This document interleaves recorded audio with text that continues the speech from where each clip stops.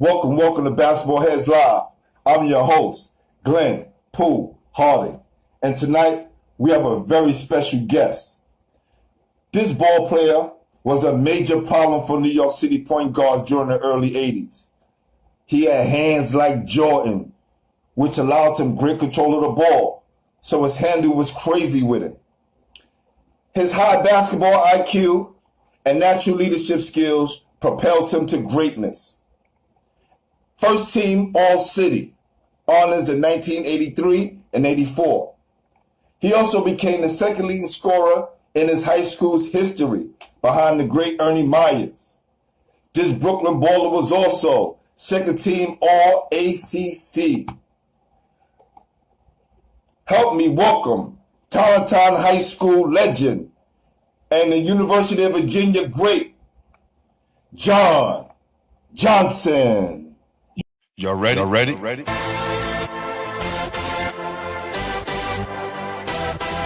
Yes. You have just stepped out into the world of chaos. Where everybody goes hard. Come on. Go hard.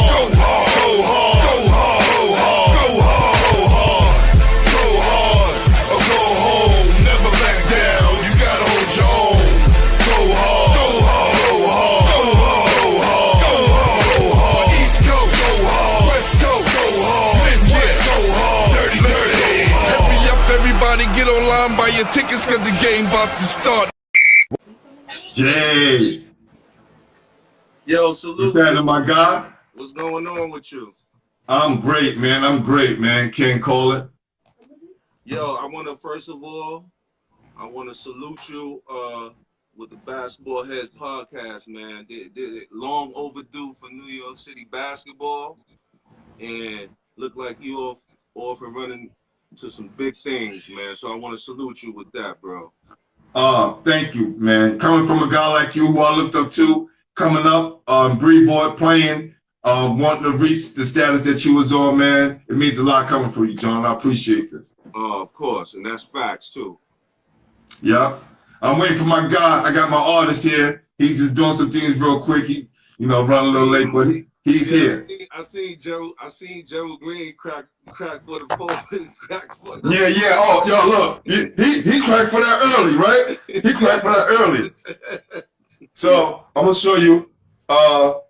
So I'm waiting for him to come in. It's my guy John Arnold. We gotta send him. Snorm Roberts, cause he was on here. Okay.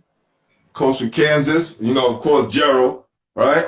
And the legend himself, Coach Haskins, he's still waiting for his. Coach, I got you. Trust me. Coach, you're getting two. Oh, man. Coach is getting two, man. I got to get Coach two, man. That must mean I might have to wait a long time for mine, then. Nah, what happened was we were just trying to find creative ways to get them out to people. We would say we were going to kind of frame them all, but then that was taking a long time because we got to find all the same kind of frames. So we said we're just going to let people frame their own. So we just starting to put them out now and send them out. Those are dope, though, man.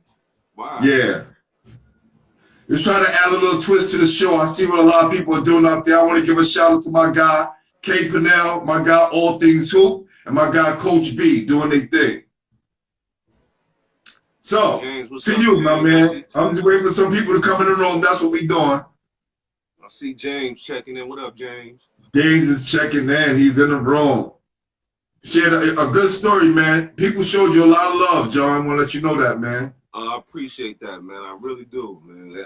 Right. It was a lot of balling. It was a lot of balling going on in those days, man. So, man. If somebody think about me like that, man, I appreciate it, man. I just try to go hard as I can because I know every night, every day, 2 times a day, sometime playing in tournaments, man, you had to be ready, especially for guards, because it was guards everywhere in the city. You know that. That's right. That's right. And speaking of guards, man, you was giving guys major problems during that era, man. So I wanted to ask you, first question, which I asked everybody, who introduced you to the game? Woo, baby. It started in Brevoort. Okay. It started in Brevoort, where I was born at. I mean, you know, going to the Coliseum and seeing those games, I remember sitting on the wall. You know the wall right under the basket. Yes, yes. Before they tore it down at the fence day now, but the wall, definitely, yes. Oh, they got a fence now? Oh, no. Yeah, they tore down the wall. That's the only thing they fixed. Because if you look at what I posted today, the court still look like an empty pool. Wow, man, that's sad, man. That's a landmark right there. Yes. But man, like 6 or 7, I remember, you know, going out there and hooping before the games, before the tournament game, because you had to get there early because it was going to be packed. That's right. So I got my little seat underneath the rim on the wall, and I remember, man, Bernard King, Al King, Fly Williams, George Johnson. I mean, everybody was coming through there, and the legendary Gil Reynolds. You know, I don't mean this as no disrespect because this is what Gil was about, though, cursing everybody out. Yo,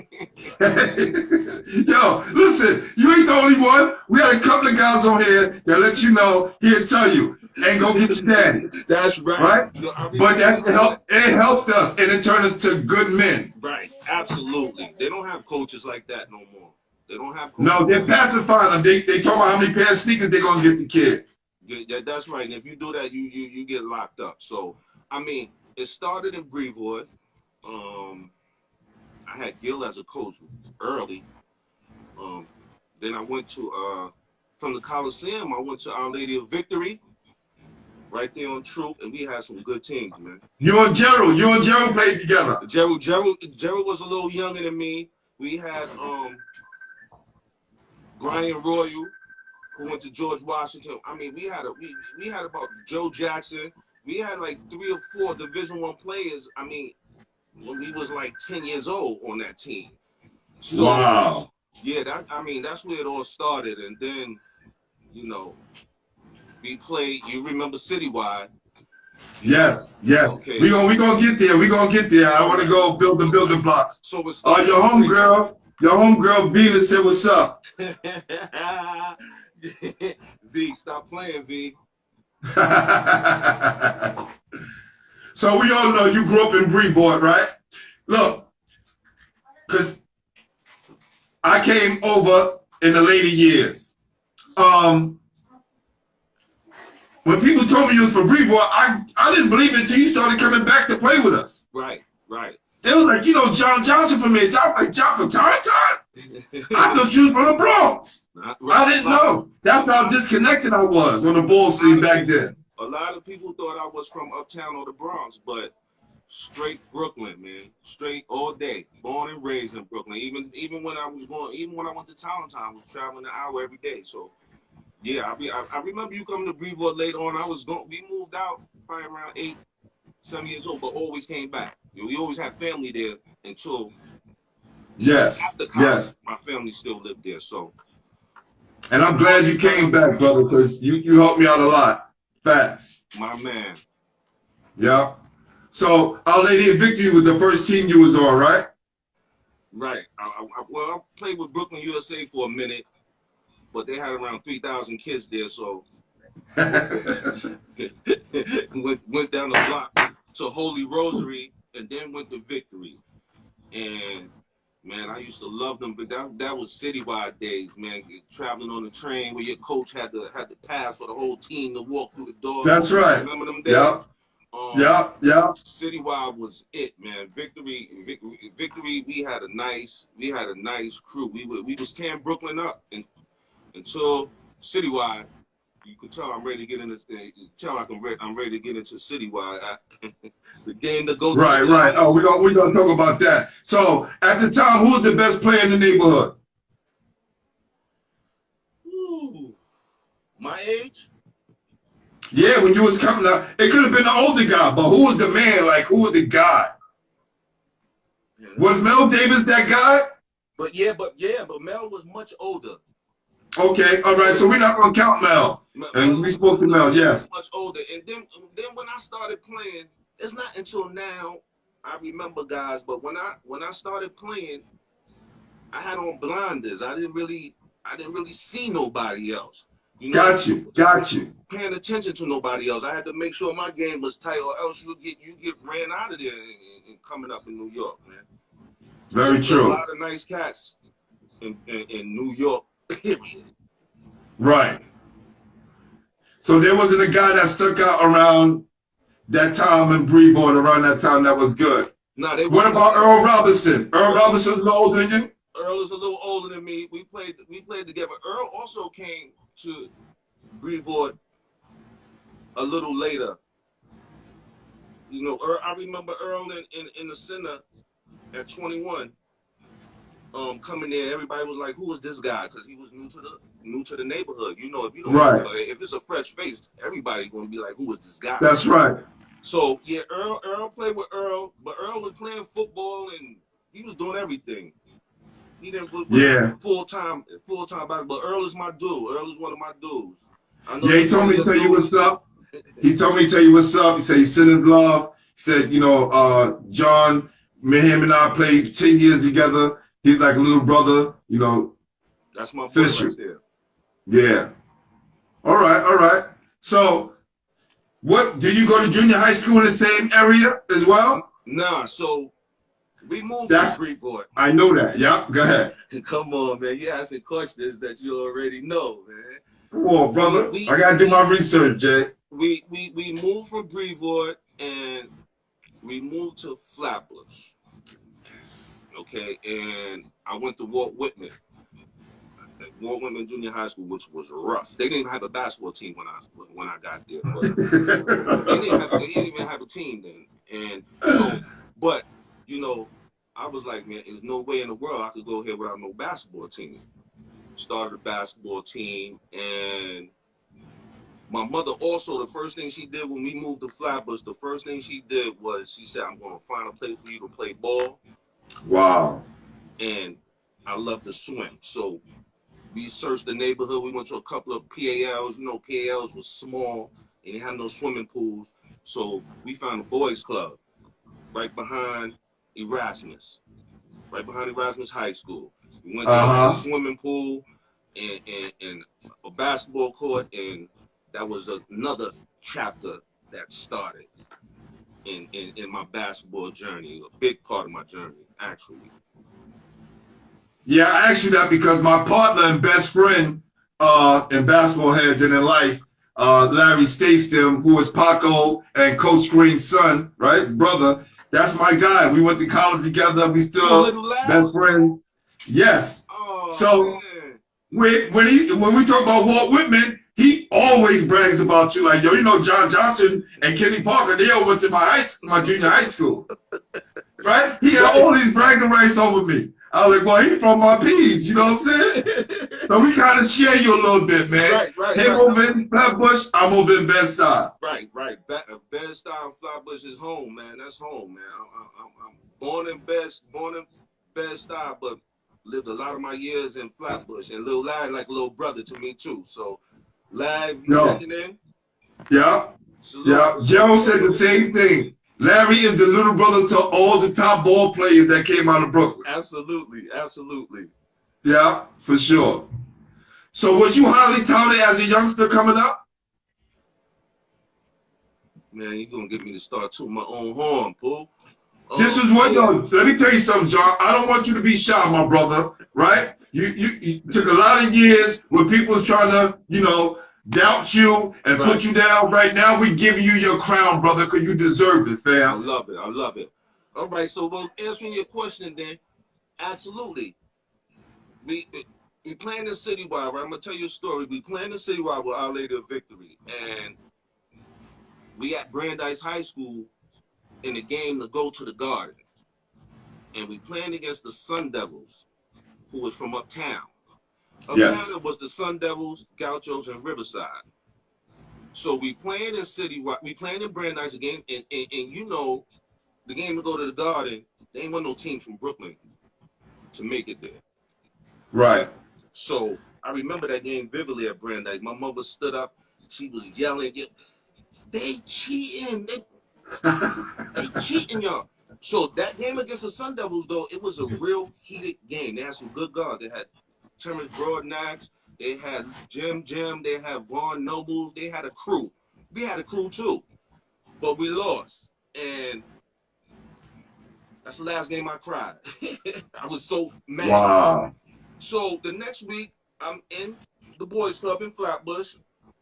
It's getting ready to close, and the doors close, and I turn around, and it's the coach from the Sun Devils team who beat us the week before. I remember, I liked his style, Lamar Dyson. Let me give a shout out to Lamar Dyson, too, who's one of my favorite coaches of all time. Lamar's the one who got this started for me. So Lamar comes to Brooklyn, and he goes, yo, we going to Phoenix, Arizona next week. I was like, who, that same team? But man, you don't remember us getting ready to fight like 3 or 4 times in the game? That same team? He was like, yeah, don't worry about it. Just come and do the same thing you was doing against us. I said, man, you're going to have to talk to my mother because I can't do nothing without. My mother got on the phone, brought me to the crib, and my mother was like, you know, they was from 124th and St. Nick. Yes. My mother said, as long as you come and get them and bring them home after practice, I have no problem with it. So we went to Phoenix. We won out of I don't know how many teams, and that was off to the races from there, bro. You caught the bug. That's when you really caught the serious basketball ball. Like, you wanted to do this. We went to Phoenix, and it was like, I don't know how many teams, man, 200 teams, man. That was the first time I realized that people actually played ball outside of Brooklyn, outside of New York. I mean, teams from Vegas, guys with jerry curls, socks up to their knees. You had a team that was all white, who we had never played against white players before, you know, coming from Brooklyn, being raised in Brooklyn. So right there, I loved it. I loved it. That was a start for me, man. I was like, ooh, wow, this is something that I want to do forever. So was it Sun Devils forever after that, or you bounced around here and there? No. Well, no, the Sun Devils. So now we come back. That was like, I was like 12, 13. We come back. The Sun Devils didn't have a 9th grade team. We like going into the 8th grade. So schools were recruiting me. Lincoln, Bishop Lachlan. Shout out to Spice and Silk from Lincoln.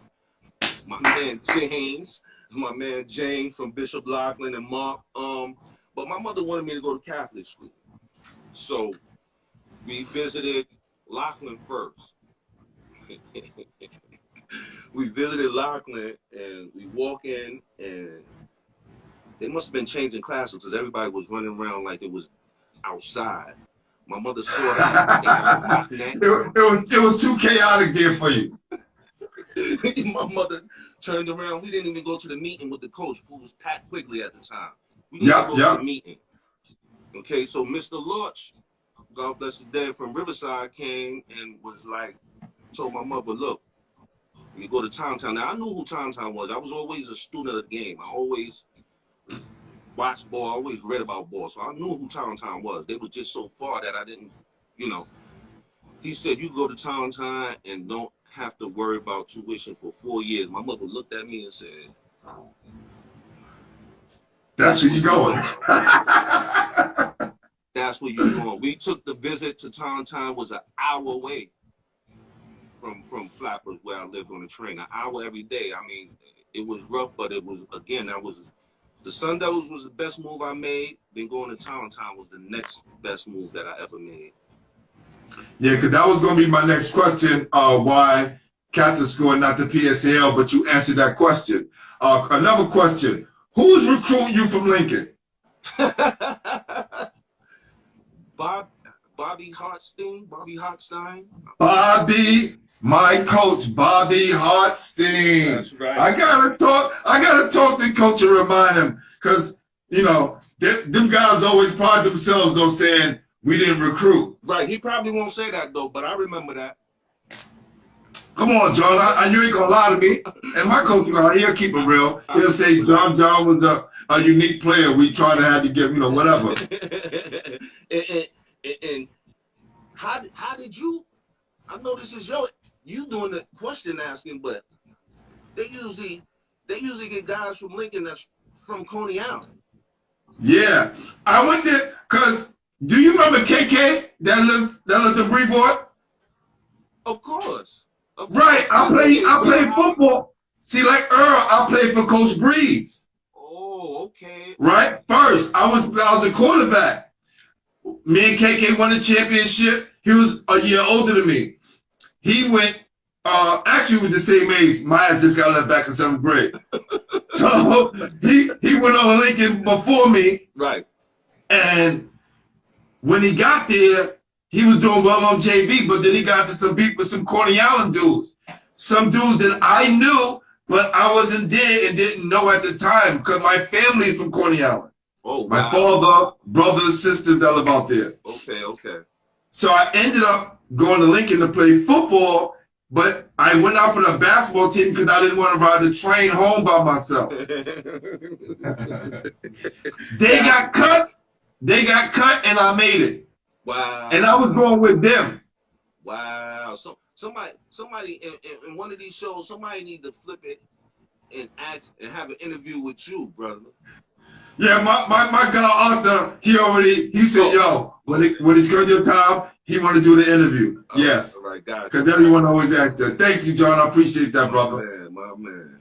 Crazy story too. Woo. But listen. So did you get a chance to play in the Brevoort Sports Foundation? Absolutely. As a youngster, I was so young. I was playing in my uncle's sneakers, which was like a size and a half too big, but I was still hooping. What was you playing with Vaughn? Was Vaughn and DeVere playing around that time? Vaughn was my man. Vaughn took me to Brooklyn, USA. Me and Vaughn was a backcourt for about 2 years when we was like 8 and 9, like 7 and 8. Yo, let me tell you. Yo, salute to my guy Vaughn. I saw him today. It's my guy. I saw him his later years, but from what people used to tell me about him and how great he was as coming up as a kid, you and him playing together. Y'all destroyed everything. Like 7 and 8, man. Vaughn was dribbling through the whole team by himself, shaking the whole team by himself. Wow. Salute to my guy Vaughn, man. I know you're gonna check this out, man. So definitely, man. For sure. So let me see. Let me go on, man. Now, y'all guys move on. You go to Tolentine. Who's on the team during this time when you get there? And do you play freshman ball or you go straight to varsity? I started out with the freshman team. We came in there with 4 or 5 freshmen too. So our freshman team was set. So the first couple of weeks of scrimmage, we blowing everybody out. The coach calls me in and he goes, "You're gonna play varsity." I was like, Let's go. I'm ready. Ernie Myers, who I learned, Ernie Myers was the man on that team at that time. Ernie Myers, my first 2 years, we went to 2 city championships. Ernie Myers was the first person that I looked at and said, and saw how hard you had to work to go to Division I. Wow. I see how much work he had to put in after practice. That's what I remember about Ernie. Ernie was somebody that I had a chance to see and learn from how hard. It wasn't just about playing, practicing. You had to go hard and you had to work hard on your own. So Ernie Myers was on that team. Ernie was a killer in high school. Oh my gosh. Killer. So and you was like you became number 2 scorer behind him after you left. I mean, so he was a great model. A great model, and Ernie, man, I love Ernie for that because I actually up close, I actually had a chance to just see how hard you really. It was more. That was the first time I really realized it was more than just run up and down the court. You had to put in the work, individually. Salute to Ernie Myers, man. No Brevoort Sigma said I was in school at VUU and he was in Charlottesville doing his thing. Salute. Ernie Myers was an assassin. Yes, he was. Yo, everybody be changing their name up in Instagram. It's hard to figure out who is who. Exactly. So crazy. All right, my man Rick, he went to Wagner University, Wagner College, said he was a 10th grader at 5-star. I'm like, who's this dude? We exchanged shorts. What was that? What was that experience like, man? 5-star? Yeah. Woo wee.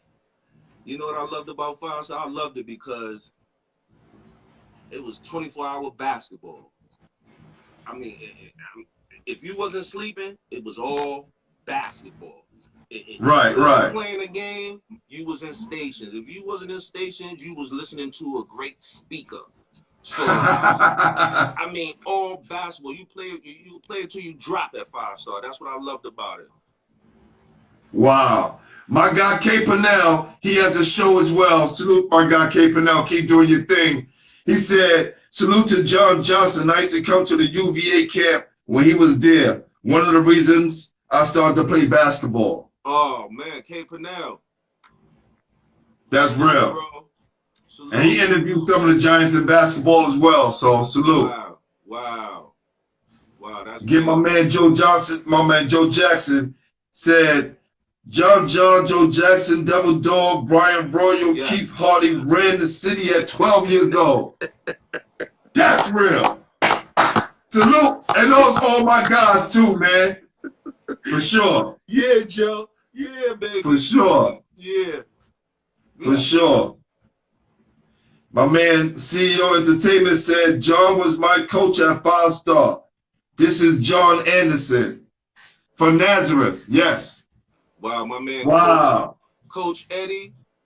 Salute to my man, Coach Eddie. Let me tell you a story about Coach Eddie. He is the women's coach going on his 5th year at Purchase College. Well, okay, we need to get him up here, man. We need to get him up here. He's been following me for a while, yeah. Yeah, we need to get him up there, man. He's going to be doing great things. He's doing great things now, but he's a young guy, and talking to him and staying in touch with him and staying close with him, keep me relevant. So, Coach Eddie, salute, bro. No doubt. He said, KP, remind me to tell you about my guy next time I see you. Is how I guess we're communicating to somebody on there. But definitely, Coach Eddie, hit me up. I love to get your stories, behind you and what you're doing. For sure. Good deal. Got you. Okay. So we're not going to finish through high school yet, right? Because we getting on to your sophomore year. Did you move on to varsity in the middle of your freshman year or your sophomore year? My freshman year. In the preseason, before the season even started. My freshman So you did? Oh, so you played varsity. We don't count preseason, fam. We don't count that. All 4 years, man. And at that time,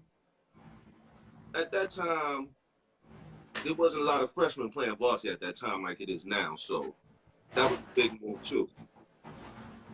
Wow. Yeah, because listen, trust me, Lincoln didn't even have a JV at that time. You know what I'm saying? So that was like unheard of. Yes. Which is crazy. So how did you guys do? Did you move into the star position early, or did you have to work for that? No, I had to work for that. We had a senior by the name of Damon Glover who was starting in front of me. But I played every game. I played a lot every game my freshman year. My sophomore year after that, I started for the rest of my career there. And when we played against everybody at Tolentine, I think we won my first 2 years. I think I went to 3 city championships out of the 4 years there. You went to what? 3 city championships. I think we. And how many did you win? 2. We lost the last one. I can put that up there. Yeah, that's crazy. Went to 3 city championships. The only year I didn't go to city championship was my junior year. And we got knocked out by Billy Donovan. Yo, let me tell you something. And we gotta get Billy Donovan up here some way. His name gets thrown up here like a frisbee. Every now and again, somebody go, Billy Donovan gave us the business. Yo, remember that white boy up in camp? Billy Donovan gave us the business. You're like the 4th person that said Billy Donovan gave us the business. Let me tell you something. There's not too many guards that I could say that actually tore me up. Right. Billy Donovan kicked our ass, bro. Dude, St. Agnes. Wow. We couldn't do nothing with Billy Donovan. My junior year, Billy was a senior. Couldn't do nothing with Billy. And I ain't scared to admit it. Tore us up, bro. That's crazy. Yes. Man, somebody going way back. Yeah. Listen, we're right now. I'm in the process of putting together this little discussion. I gotta pick a few people. Let me know if y'all want to be a part of it. Hit me up in my DM. We want to have a discussion about the battles between the PSAL and the Catholic School Leagues. I'm in like, who produced the best players? Like, definitely, we gotta have this discussion. Woo! Let me just throw my 2 cents. We can do that private. We can do a private Zoom discussion. Then we'll put it out. Okay, all right. I'm in there. Bet. I'm definitely in there on that one. That's a heated discussion. Yo, listen, that definitely is. I'll put that up, and people were just going nuts. Woo wee. I'm in there on that one. So how did it taste to win your first city championship? What was that feeling like? Oh man, I won a few tournaments when I was younger before that, but that was like an introduction to winning in the big time. Cause our division was stacked, and it was us. You had Power, you had Ohalos, you had Cardinal Hayes, you had LaSalle. So our division was crazy. So win the city championship my first year, that was big. I thought I was gonna win 4, but you get spoiled. Yo, after our first one, you get kind of spoiled. After you went 2, you like, man, we winning the rest of these. Easy. But little did I realize that Ernie Myers was gonna be leaving. So, but that was big, man. That was a lot of fun. Yeah, that's definitely something I wish a lot of people could experience while they're in New York City. My man said Alvin Lott from Cardinal Hayes. Alvin Lott was an animal too. Oh my gosh. Alvin Lott. Rick Combs. What about Richie Radar Anderson? Richie Anderson? What he's published from Springfield. What's from Springfield Gardens. Left hand scorer, Richie? I never saw him play. I only heard the stories. Yeah, he was a scorer. But see, public school had a lot. Now I'm gonna save that. I'm gonna save the public school. Bet. But Rich was a scorer. He was tough. He was a pro scorer in high school. Wow. He was a pro scorer in high school. Absolutely. Did you play Golden Hoops in wheelchair? Both of them. I played in the first Golden Hoops. I played in the first Golden Hoops, and they had the Dave winning. Was it in '83? The first one was in '83? Yes. Yes, I was there. Yeah, I remember that. I was a freshman. Yeah. Where was that? I think that was at Columbia. Columbia University. Yeah. It was nothing like that. It was nothing like the wheelchair, man. The wheelchair, forget it, man. The wheelchair, and the best thing about the wheelchair is that was the first time we actually had to go to the hospital and got a chance to see sick people and talk to people who wasn't as fortunate as us. That was the first time that you realized how fortunate we was to be able to run up and down that basketball court, because we had to visit. Hank Carter made us visit those hospitals. We could, if you wanted to play in the game, if you didn't visit the hospital, you couldn't play in the game. That's real. We had to get wheelchair. Wheelchair was a lot of fun. It gave us a chance to mix Catholic school and public school players. So that was heavy.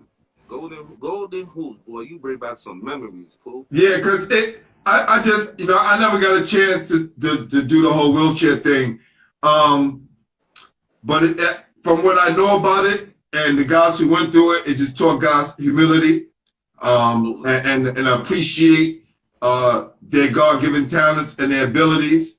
Absolutely. right? Because sometimes we get, you know, a little high on ourselves, patting ourselves too much on the back, and we got people in bed who can't move, right? All they can do is move their head maybe and watch you perform.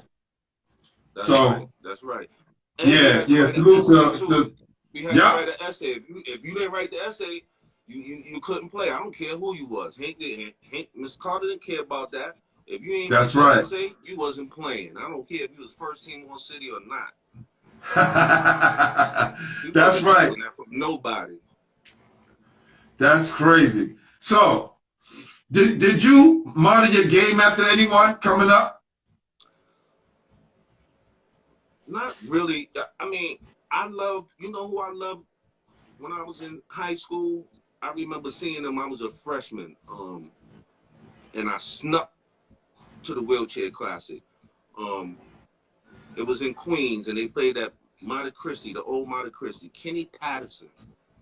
Kenny Patterson. I heard he was a problem. Woo! I used to love watching Kenny Patterson. He was probably the first and only person when I was in high school that I didn't have time to look up to nobody because I had to be ready for who I was going against the next day. So, but Kenny Patterson was the first guard in high school that I watched that I said, man, I love this guy game.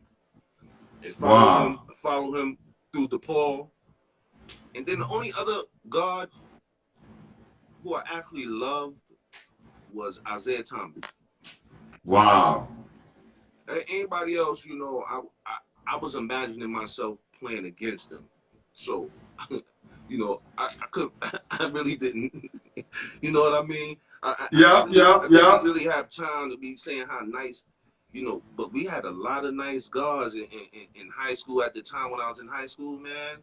Oh my. The public school guys, we had, in Lincoln, you had Spice and Silk. Yeah. You had Elma Anderson and Brown Washington. You had the boys out at Andrew Jackson. Boo Harvey. You had Ron Edwards, right? Right. Yeah. And then you have Ron Strickland.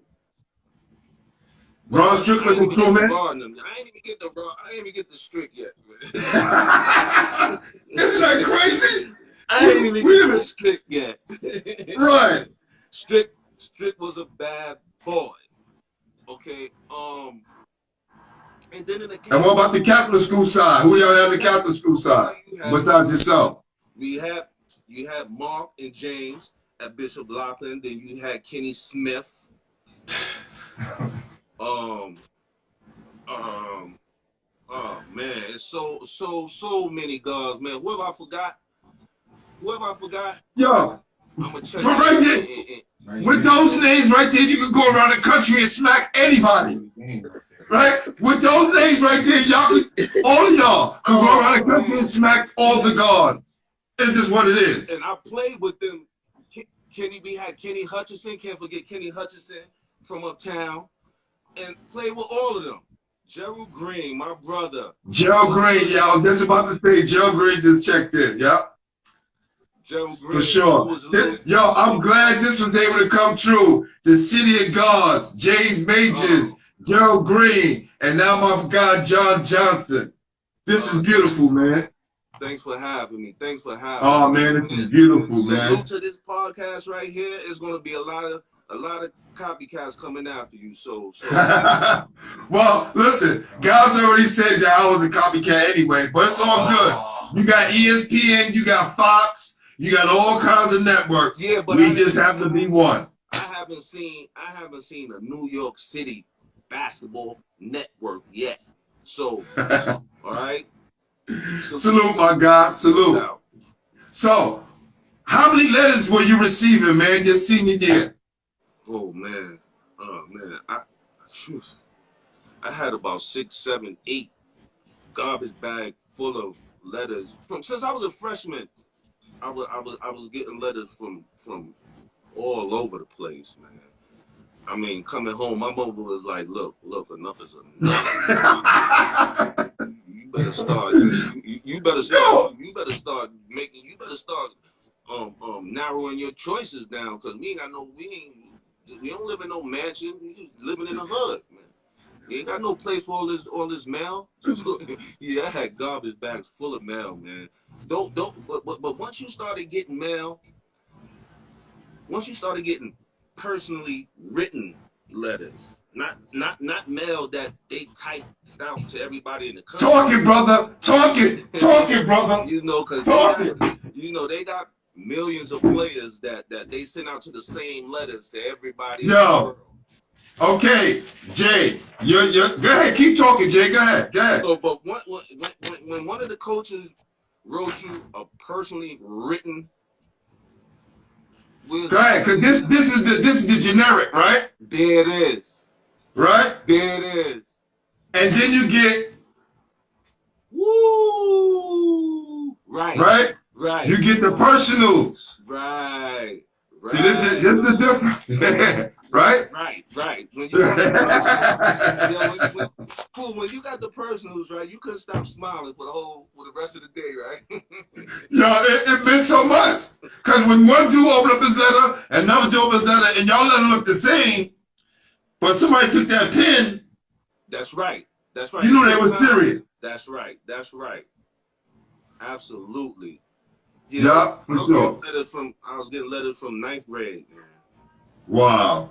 And the reason why I was laughing so hard when you was talking about your moms, because I can imagine what your moms are saying. Because I know you had way more letters. I didn't have like garbage bags. You know, they was just getting in the way with the bills she had to pay. You know? Right.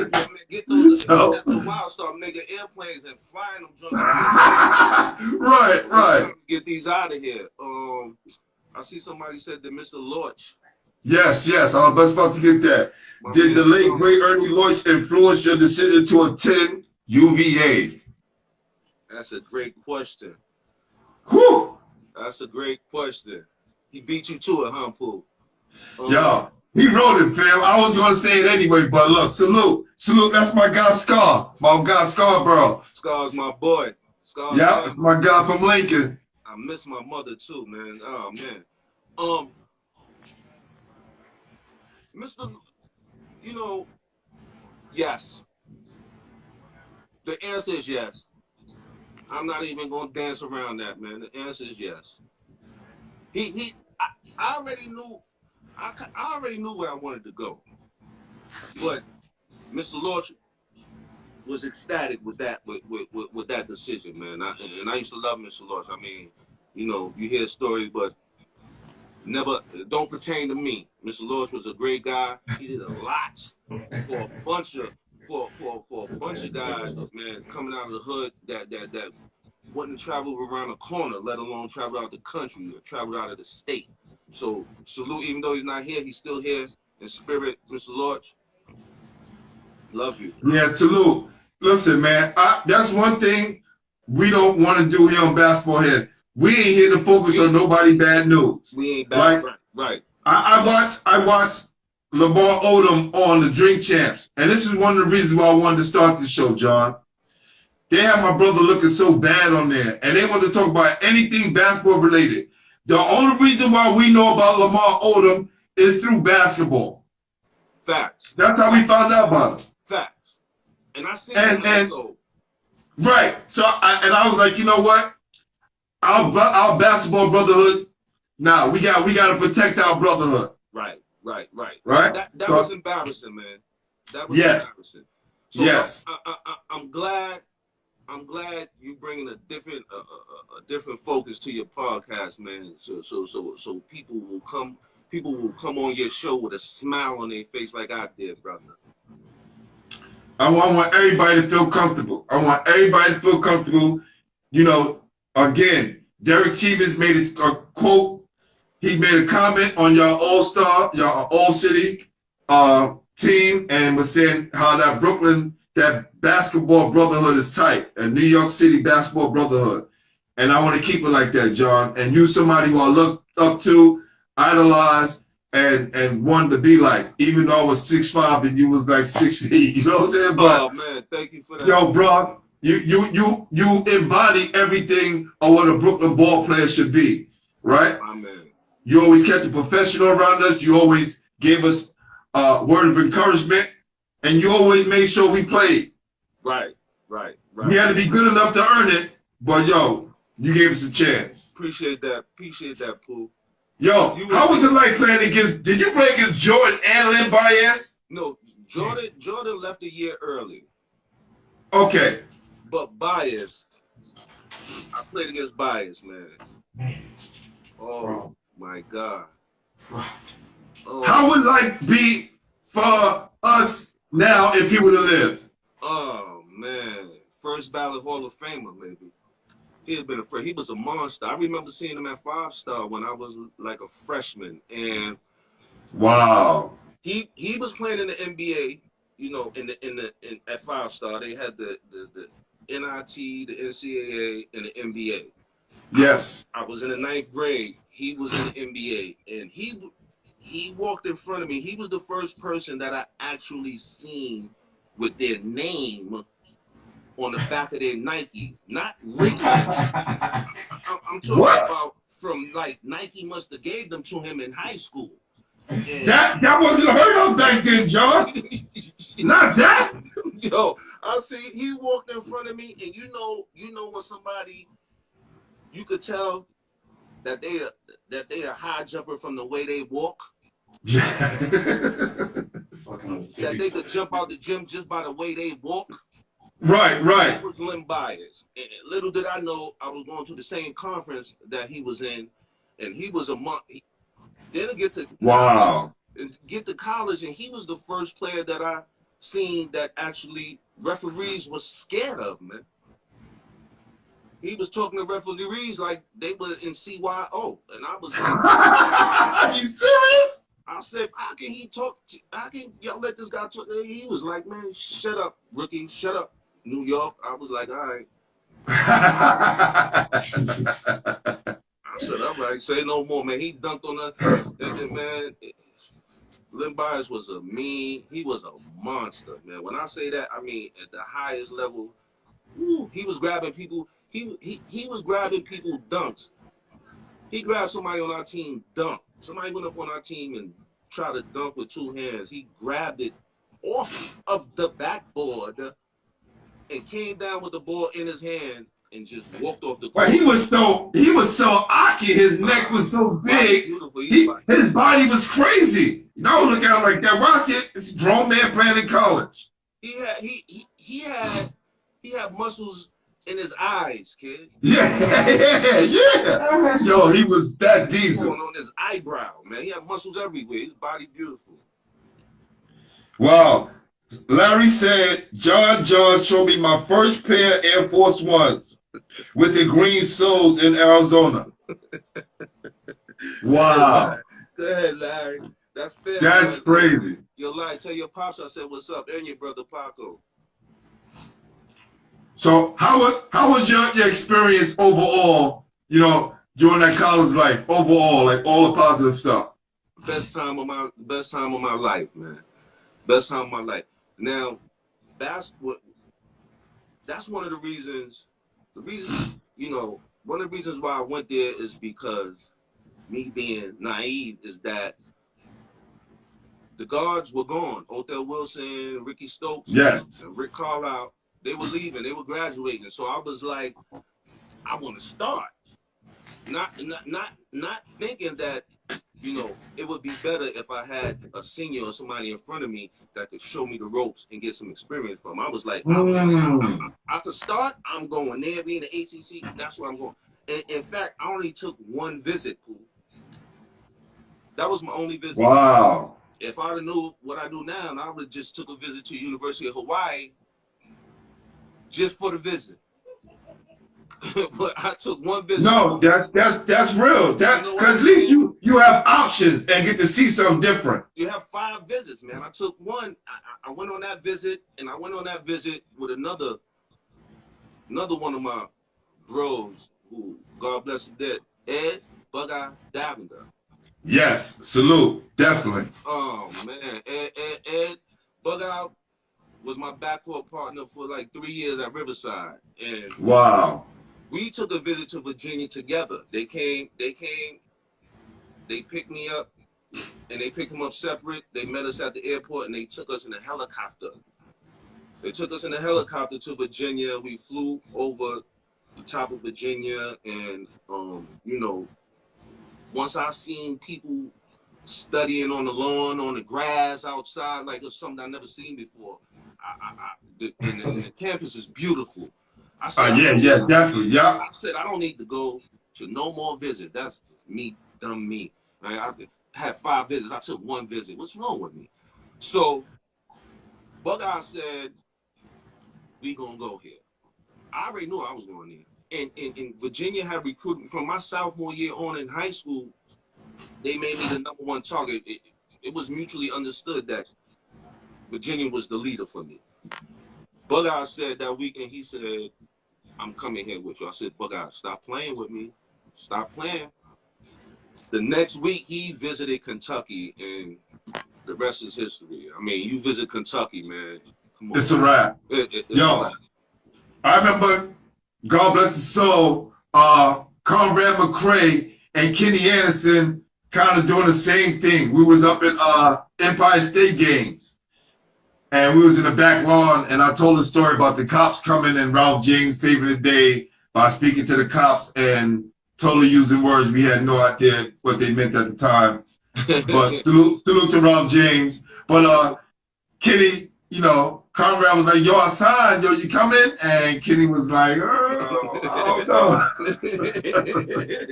Kenny Anderson, wow. And you know the rest is history. Kenny's probably on here because we interviewed him already. He's always on the show. You had K.A. on here already? Yeah, facts.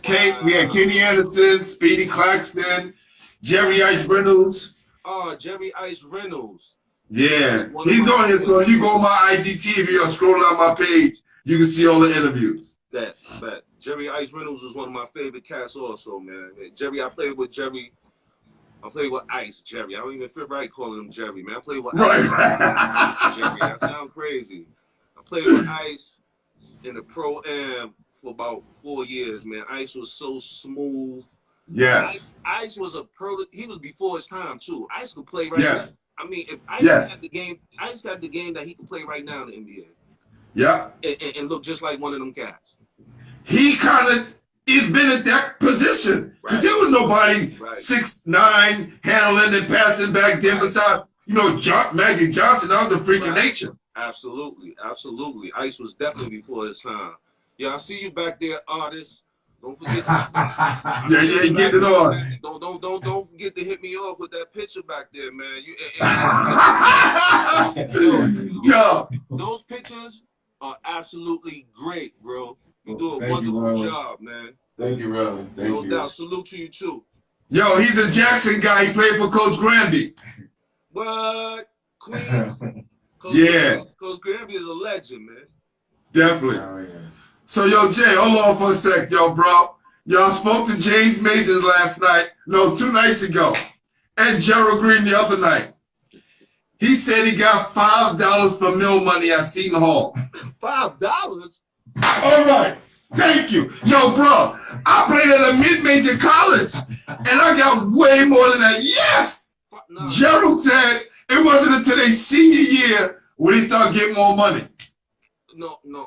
See, I hope old age ain't sinking in too early, and y'all forgetting to tell us the truth, bro. $5. No, Gerald confirmed it. Gerald said yes, and it wasn't until Gerald's senior year when he started to get a couple $100.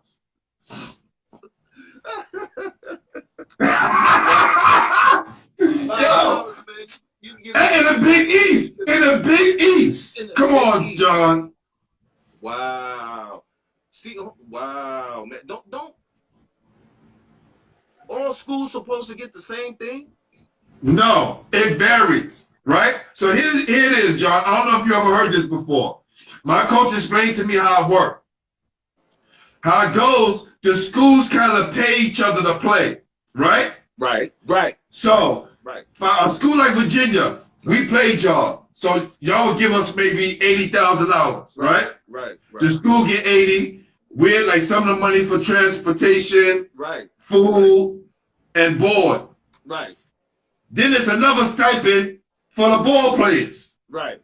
Right. And I know when we played y'all, we got like, and that's going from Jersey to Virginia. Right. That's like a $350, $400 trip for us. Right.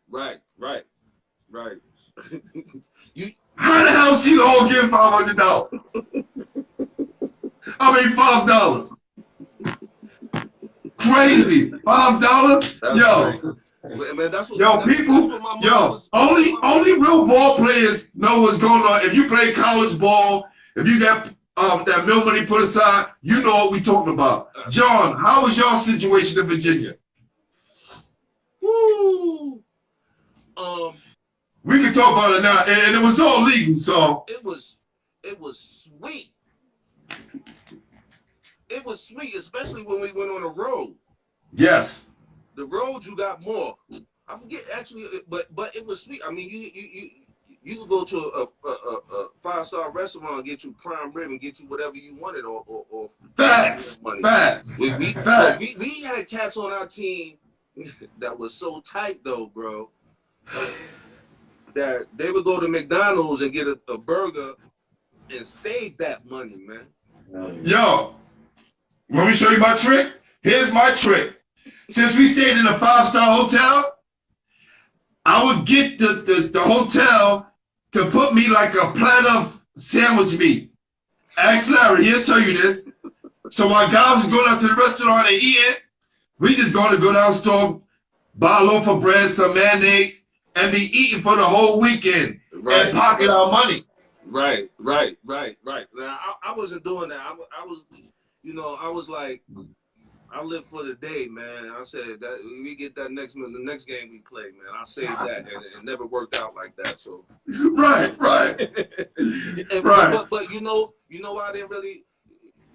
We had good jobs in the summer, so anything I spent with that meal money made back up in the summertime with our jobs. Yeah, that was the suck part for us because they didn't give us no summer jobs. You had to kind of hustle and get your own. Yo, right. My homegirl said you was eating bologna sandwiches, Pooh? No, just turkey, all kind of turkey. Okay, I was off the beef. I was off the beef way back then. Man, coming from Brevoort, Pooh, stop it. Coming from Brevoort, we come from Brevoort. We knew what bologna sandwiches was about. Oh, definitely know what it is, man. You cook that up with some butter and toast that bread, you'll be good. See, yeah, there you go. Said Pooh would chef up some.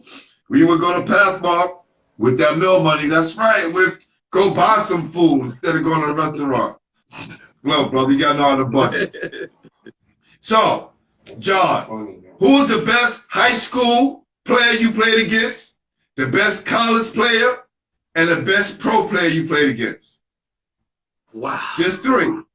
You got some, boy, you have some great. Now, hold on. John, I'm going to go out and come back in because the session is about to end. All right. And we'll come right back and finish part 2, all right? Absolutely. I'm coming right back. All right. Come back, people. Trust me, it's going to be good. I saved it, Stim. I saved it. Trust me. I know. It's classic. Got my guy. Look at that, man. Oh, man.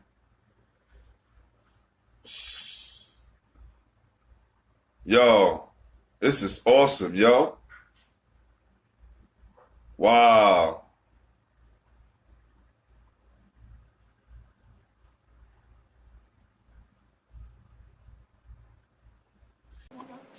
So, I know you had 3 questions to answer for me, right? Yes. The best high school, best college player, and the best pro you played against.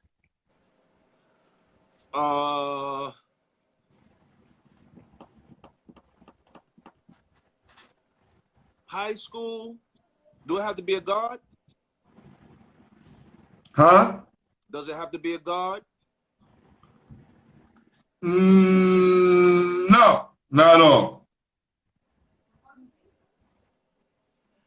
Man, the best high school player that I played against, probably Pearl Washington, man.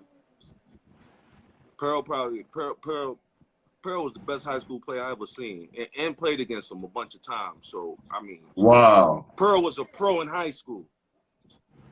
Early. College, man, that's a loaded question right there. Probably I'm gonna go with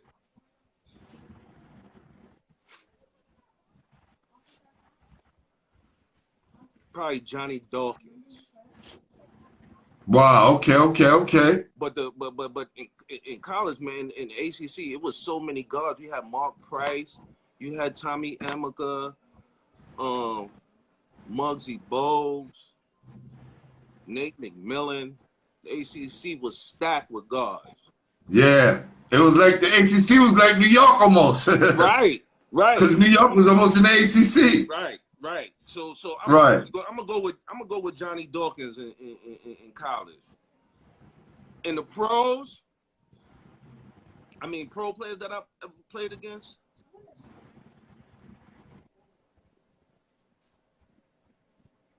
And you could have played against him in college, and they could have went to the pros, right? That's another loaded question, man. I mean, I played against a bunch of guys, man. As a point guard, Mark Jackson, I gotta give Mark his respect as far as I love somebody that love to pass the ball. So Mark, what is Mark? Number 2? He in top 4 in the NBA in the season. Yeah, I think he's top 5. I know he's top 5. He about 3 or 4. He's one of those. Yeah, in assists. Okay. But you know who I loved as a guard too? I love Strick, man. I love Rod Strickland. Strickland. I love Rod Strickland, man. Rod was a bad boy, man. He knew that backboard, boy, just like his godson. Yes, definitely. So those are the cats. I mean, it's a lot of cats. Those are the cats that I had to really lace them up tight for when I knew I was going to be matched up against them. I had to lace them up real tight. Got you. So what do you do to stay in shape, to stay healthy these days? Man, look at other people play. Look at the team. I mean, I still bounce the ball. I love to shoot around, and I run up and down. But as far as playing in tournaments, because they got that 50 and over in BRC that to me, man, I played so much ball. I gave everything I had. I had enough for playing competitive basketball. But I'm still a student of the game. I watch the games. I read. I know everybody. So. For me to I can't even, if I watch an NBA game, if there's a doubleheader on, I could probably only get through one game because I put so much into it. It's like I'm playing, so I'm exhausted after watching one game. So just watching the games keep me into it, man. Yeah. Look, bro, I tell these guys the same thing. I played enough basketball and been in the gym so much. I don't mind watching it now. Right. And look, and another thing, I pride myself on only getting my ass bust 3 times my whole life. And I don't want to give nobody no shot now. My knees all bad. I'm slow as hell. I can't move. And somebody go, yo, I just gave Pooh 50. Exactly. Now, we ain't doing that, man. Exactly. We're not doing that. Exactly. So, with all this knowledge and experience you have in the game and that you love so much and that gave you so much in life, are you passing the torch to anyone, any of your kids? Anybody that I can, man. Anybody that I can. Anybody. I could walk past a park and see somebody playing it, and if they doing something, I think that I could help them with a little. You got to be careful and watch what you say and how you say, to cats, because the younger generation now don't want to hear nothing from the OG. So. But if I can see somebody walking down the street just dribbling a ball, and I will put my 2 cents in if I think it's worth it. So anybody that I can pass it on to, I do. Yeah, and that's a narrative we got to change, John. Right? What I see, because I think guys are willing to listen. I just think we just gotta try to find more creative ways to reach them. Right. Because when we was coming up, it wasn't a lot of guys reaching out to us. True. I'm gonna keep it 100. That's like, true. but the amount of black men that I can say like kind of helped me, right, on my way up was far in between. Was mostly white men who kind of helped me along my way when I was young. So what I'm saying now is that now that a lot of our brothers are in position of power in basketball in New York City, we should take what we learned to make things better for the next generation. Right. Absolutely. Right? Absolutely. And with so much going on and so many distractions, we got to be creative in reaching the young people. Absolutely. You know? Absolutely. I agree. Yeah, I work with some of the most difficult kids in New York City, and sometimes it's rough in the beginning, but then when you see a young man like I saw the other night, downtown Brooklyn, young man saw me and like he gave me the hug of life. Like, and I felt the same thing. Nice. And my boy was saying, yo, G, that kid love you, man. Right. And he was a kid out there. He was out there stopping problems that somebody else is about to start. Right. So some salute to my former student who I saw the other night, man. Absolutely. I forget everybody's name, but you know I love you, man. Absolutely. For sure, man. So, John, we coming to the end of the show, brother. My man. You know, I just want to say, man, you know, from the bottom of my heart, man, everybody that's watching, brother, yo, you mean so much to us, brother. You know what I'm saying? I don't care what anybody else has said. I know what you have done for me and the people that surround me. And when I walk these streets and when I mention your name, people smile. My man, I appreciate that, Pooh. I appreciate that. Thank you for having me on, brother. And I'm going to be tuning into all your guests because you do a great job and you're off to bigger and better things, man. You hear me? Thank you, brother. Thank you, brother. Telling you. I just want to let everybody know this Sunday, we are doing it big. We got Coach, the legendary New York City coach, Ted Gustus. Woo! That's Sunday. And if y'all think that's something, we got one of the guys who we coached and mentored to come up and be a 4-time NBA All-Star. And that's Rolando Blackman coming Monday, 8 p.m. So please stay tuned. I also want to thank the people who commented and wrote in. Tina, V, I mean, all my people, thanks for writing in, and I appreciate you. No doubt, no doubt. And my man, Bet Mason, that's right. He said, all things hoop, be blessed. Life is short. We all need to take a look in the man in the mirror and be positive. Listen, anybody who come on this show, be positive, man. I don't appreciate any negativity. We're not here to do that. We're here to shed the spotlight for all of our New York City kings and queens that come through the show. That's all we're here to do. You want the negativity, go to TMZ, go to ESPN. We ain't about that. We ain't doing none of that. I'm not reporting nobody negative information, or I don't care about the rumors. I do not care. We're not doing that here on Basketball Heads. We're here to salute my guy, my friend, my big homie. This is what we doing here, man. So I'm going to show you the pitch again, John. So we about to get out of here, man. So you go eat your dinner. Thanks a lot, man. That's right, man. Here you go.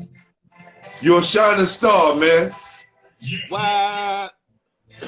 Yo, I'm coming to get that right now. And he got that form too, fam. Look at that, man. What a picture, man. Yo, that guy, he's a superstar. That's a dynamic. For sure. Right there. And we're going to invite everybody we're going to recreate all these paintings, and we're going to make them paintings. And then we're going to be in my man art gallery on 527 Myrtle Avenue. All right, we're going to have the Basketball Heads art gallery coming soon. And if y'all really want to come and purchase some real art, because, look, got two guys, right? My guy Mel here, then I got my guy Voodoo. Voodoo, he's like the new era Basquiat. Go to Voodoo Faith. I'm not lying. Go to Voodoo Faith Voodoo Faye on Instagram. Yo, Mel, bring me my picture on the wall, please, real quick. Let me show you something, John. All right. My guy, his work is like on a Breakfast Club, like when the Breakfast Club come back and you watch them on YouTube, his work is up there. Done up. Rollins promotes his stuff. And a lot of stars, he's doing some things for like Chuck D. He did something for Stevie Wonder. He did something for Beyonce. Look, look, look. This is what he did for my birthday. Wow. Yeah, that's a bad. This is my guy Voodoo. So, right? So I got two great artists here. And we're going to be able to showcase my guy, Jamel, the ball player, artwork at my guy Voodoo's art gallery.